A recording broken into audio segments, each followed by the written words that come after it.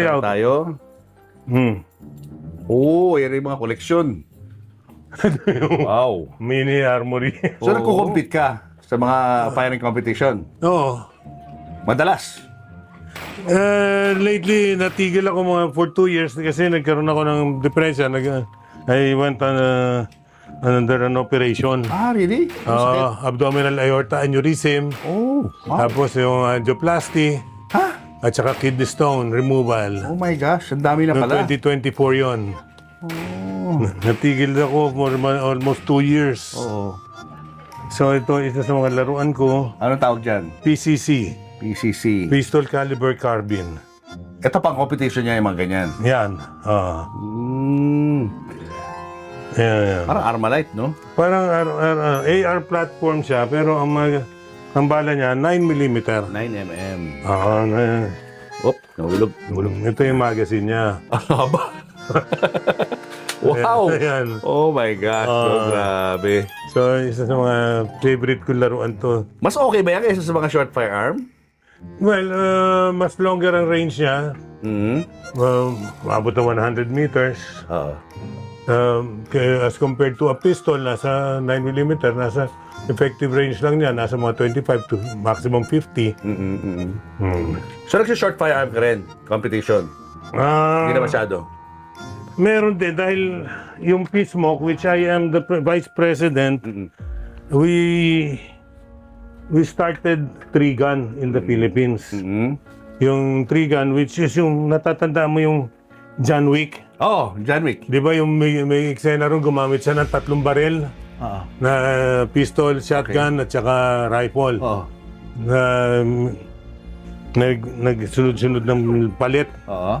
That is, kumbaga, 3-gun yun. Oh. In one competition, tatlong gagamitin mo. Oo. Wow. Interesting, ha? Andun yung... May shotgun ka rin. Meron. Kompleto, armory. Ito ang shotgun kong isa. AR platform na siya. Itsura. AR platform na meron pa siya nito nilalagay dito sa dulo para makabawas ng recoil. Ito ang tinatawag na muzzle brake. Kailangan lang higpitan, baka malaglag. Wow! Ang haba! Ito yung 20 rounder. Oh! Wow! Yan. Grabe. Ganyan pala itsura na ng shotgun ngayon, no? Oo, magazine type na ngayon. Ano, imagine ko shotgun, yung mga ano, yung kinakasa mo pang gano'n, di ba? Iyon, ando sa taas. Yung mga old style, eh. Medyo mahirap lang abutin. Oo. Pero si John Wick, ganyan ba ginamit niya? Gumamit siya nito yung sa John Wick 5 na yun, yung may Dragon's Breath, yung maapoy. Oo, yung maapoy. Oo, maapoy. Ganitong klaseng format. Wow. So, totoo pala yun, yung maapoy. May balang Dragon's Breath. Dragon's Breath. Na talagang incendiary yun. If you are going to take on a role wherein you have to hold the firearm, please do the necessary training. Tama. Oo, mag-practice ka naman. Kumbaga, nag-workshop ka nga para umarte. Mag-workshop ka rin para humawak ng baril. Yun. Ano yung short firearm mo yan? Anong daan dyan? Short firearm. Wow. Ito, high cap, Ganda. high cap 45 ko. Specially made for Efren Reyes. Ooh. Wow. Anong brand to? MAC. Metro Arms Corporation. Locally manufactured. Local. Oo, gawa lang sa Parañaque to. Ang galing. Ang ganda na itsura. Ang galing nila. Galing. Magaling to. Ilang libo na ang lumabas dito pero hanggang ngayon wala ka pa marinig na kalug niya. Wow.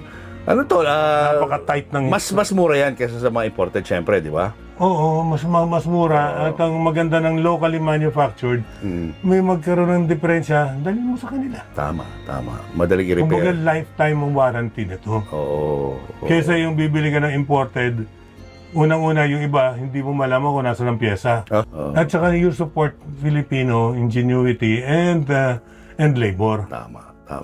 Pagalikin natin ang sariling atin. Ito naman, ano naman to? Ito, Arms Corps. Local din. Oo. Wow. Local yan. Local, no? Gaganda na pala ng mga local ngayon, no? yung ibabaw. Tapos pinaitim ko yung ilalim. Oo. Ayan, Rock Island. Oo, Rock Island. Pero bandido ako eh. Kaya nilagay ko yan. Galing. Ayan. 9mm naman ito. Yung nakaraan, 45 yun. Ito 9mm, high cap din. Ayan.